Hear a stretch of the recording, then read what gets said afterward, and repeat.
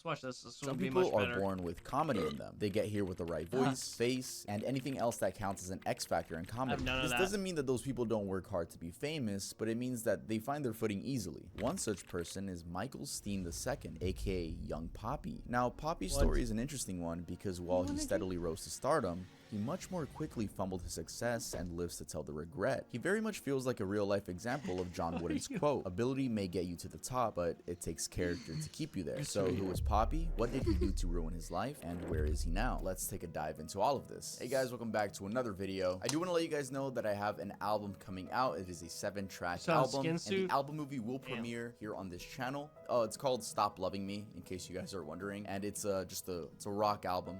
It's that sound, that type of sound. But yeah, I hope you guys watch it. It'll come out sometime in August. I'm just letting you guys know a little early. And also, I'm wearing some Earl. This is the Ramen Earl shirt, so if you guys want to go check that out, it's over at earldoesn'texist.com. Anyway, let's get started with the video. As already mentioned, our story today focuses on Young Poppy. Now, there's a lot of information out there about the time of his life when he was famous, but surprisingly very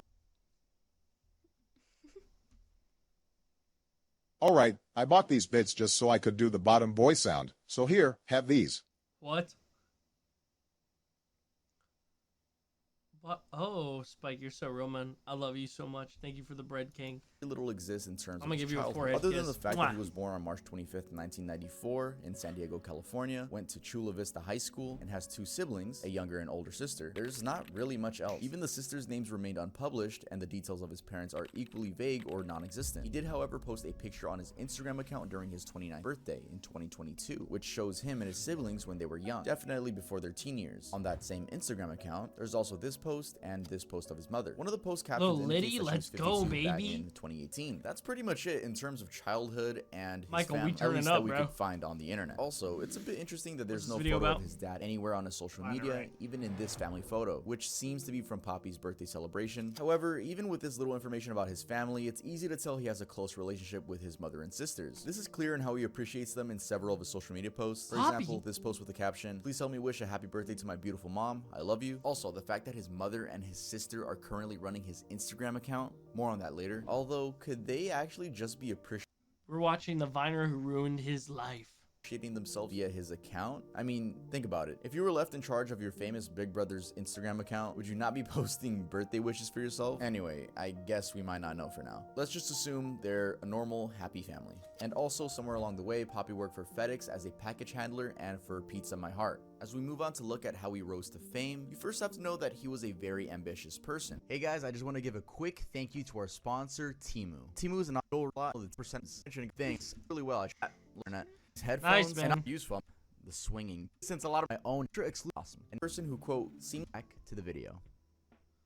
As described by a neighbor, he was the type of person who, quote, seemed like he was gonna conquer the world. And this could be indeed true because Poppy had built a large social media following for himself. He had an Instagram account by the name Young Poppy that currently has 1.6 million followers, and another one by the name Keisha Red with about 385,000 followers. Beyond Instagram, he was also active on YouTube, where he currently has approximately 352,000 subscribers and 128 videos. He created this YouTube channel back in 2014 and has had a total of over 33 million views as of today. You clearly don't get such social media numbers without putting in some amount of work. And even more evidence of his hard work and ambition is how fast he rose on Vine. He's among the social media personalities that rose to fame through the 2014 era of Vine. For those of you who may not have heard of it, Vine was an extremely popular social media platform started in 2013, and it basically allowed users to share 6-second long looping video clips. It's basically the millennials version of TikTok.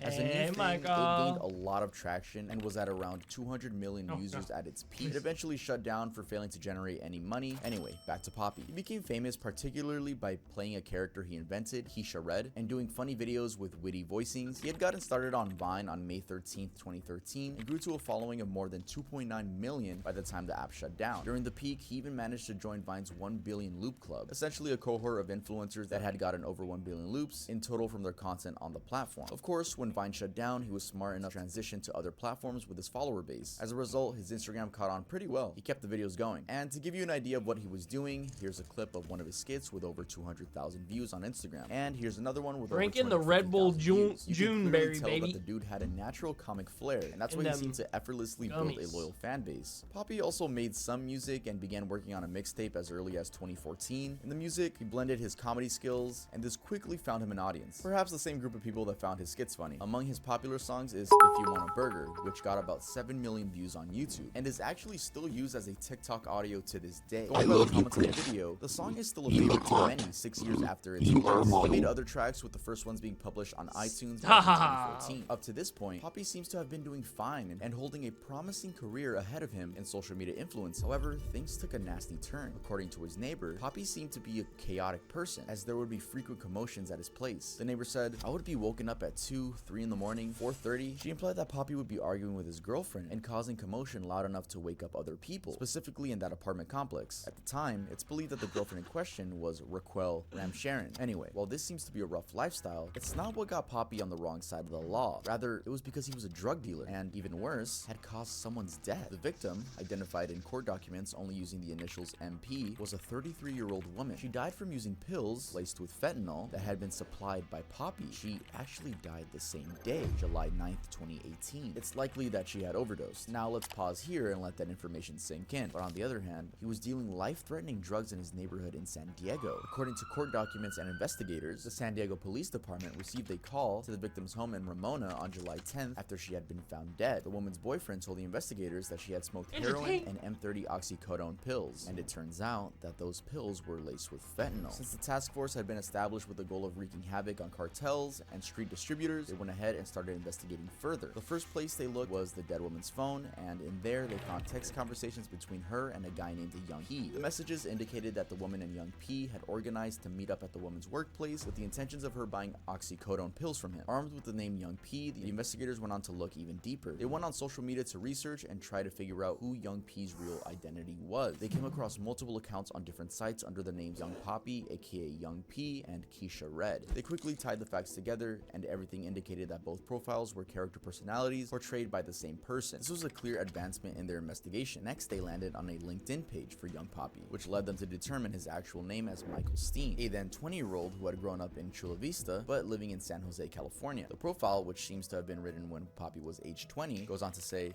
"I have many skills that enhance the skill to act, like not being shy, energetic, fun, social, funny, all around cool, love entertainment and social media, very up to date on entertainment, want to go mainstream one day." The investigators didn't stop there though. They looked further and found an ad on Craigslist from a user named Young P. The ad was for selling narcotics and was listed with the same phone number that Young P had used to communicate with the dead victim. At this point, they pretty much had everything, but they still wanted more proof that it was him dealing the drugs. They thus used the phone number they had found to catch him. They set up an operation to bust him. They had used the number they found on the victim's phone, which was also the same one from the Craigslist ad, and offered to buy oxycodone pills. Seems like he thought it was just one of his regular customers, so he agreed. The sale happened in Poppy's Mercedes-Benz at a parking lot. The undercover officer came in and bought the pills, but once the transaction was completed, he signaled the rest of the team, who came in and arrested him together with his girlfriend, who was also in the car. The officers also searched Poppy's vehicle and found 144 more oxycodone pills. I'm being so quiet. Oh my god. Chad, I'm over here losing my mind to this video. I'm just taking it all in. I'm like, oh my god. Oh my god. I was just listening to the story. Yeah, same. They're not even talking about it. Yeah. It's funny though.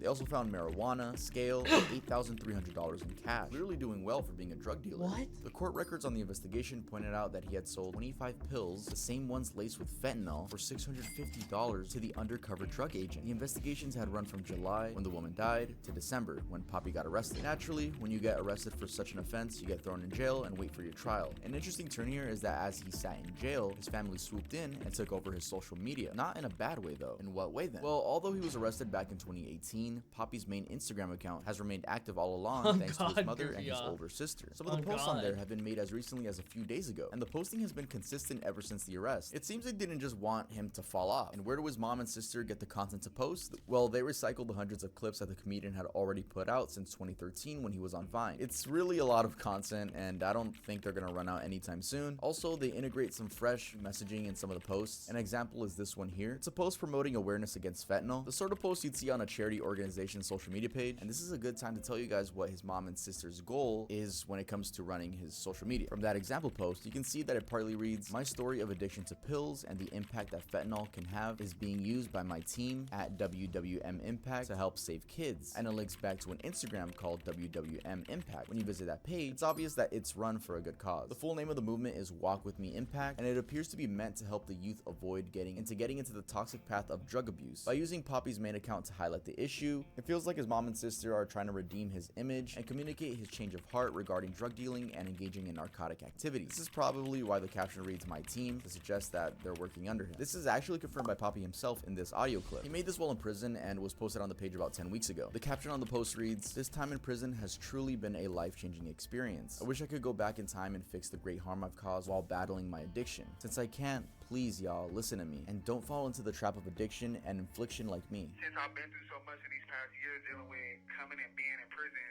I've learned from my mistakes and I've grown from it into a better version of myself.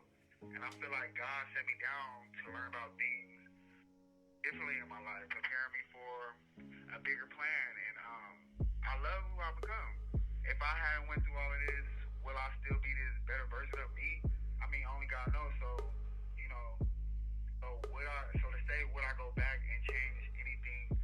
I don't know. I really don't know. But, you know, the only regret I really do have is contributing to overdose. You know, that I wish never happened.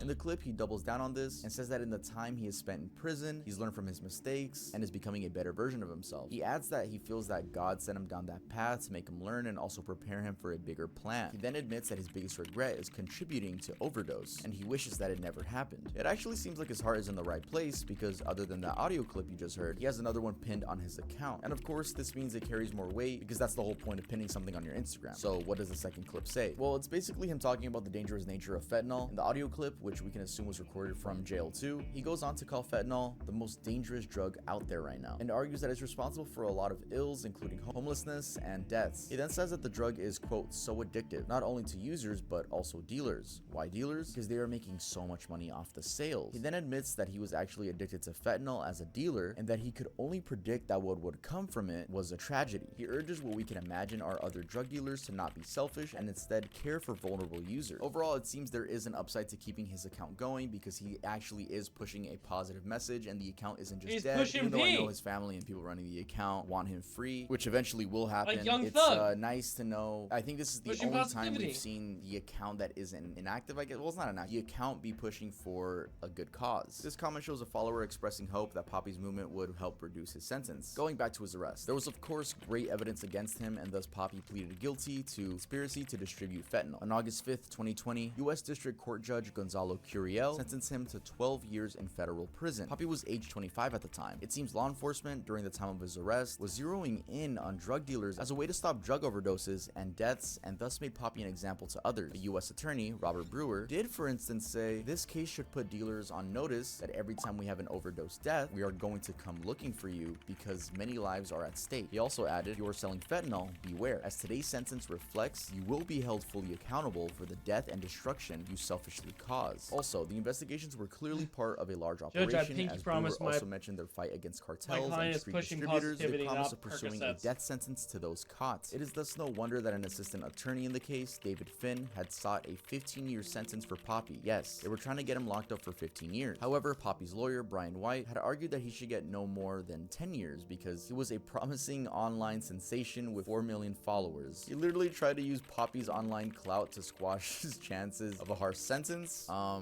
mean, he still led to someone's death. Though, to be fair, this is what a lawyer's supposed to do, especially given that besides the 14-year sentence recommendation from a state attorney, the probation department had recommended 12.5 years, aka 150 months. Courts do actually hear out the defense lawyer if their client is maybe a first-time offender or has been an upstanding citizen for the most part. We can thus say Poppy might have just had bad luck getting arrested by a task force that was trying to prove a point. Also, it could be that Poppy's lawyer might have failed to do a good enough convincing. Either way, Poppy ended up with a multi-year sentence. He did, however, get a 1.5-year credit for the time that he had been dealt at Metropolitan Correctional Center since his arrest in December 2018. Interestingly, too, Raquel Ramcharan, Poppy's 23-year-old girlfriend at the time, had been sentenced on May 6, 2020. She received credit for the 3-year probation she had already served, and Poppy will be eligible for release in 2029. In the meantime, as we already established earlier in the video, Poppy's trying to redeem his image by doing some positive in his community. Besides his Walk With Me impact team, he's also been doing some commercial engagements. For instance, he was featured in the comic That Dreadheads. We know this because the comic's official Instagram account posted this clip and tagged Poppy's main Instagram page. Also, earlier on, they made a post letting his audience know that he would be featured in the comic. This was during the comic's first launch in February 2022. On their website, they describe themselves as a, quote, cannabis social equity brand, using positive artistic expression to bring peace and happiness to the world. I guess it's a cool thing that he still has a kind of active fan base, even for someone in jail. And that's really where the story of young Poppy ends for now. I just want to say a big thank you to you guys for watching the video. A big thank you to my patrons. Your guys' names are right here on the screen. So big thank you to you guys. When it comes to, I guess, my opinion on the whole situation, no matter what, I think if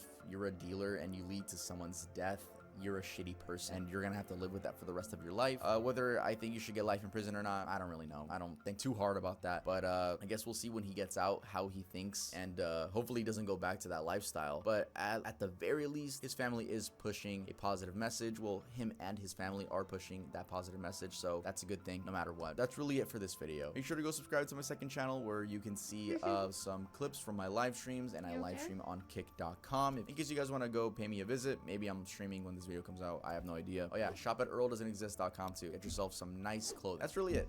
I'll see you guys next time.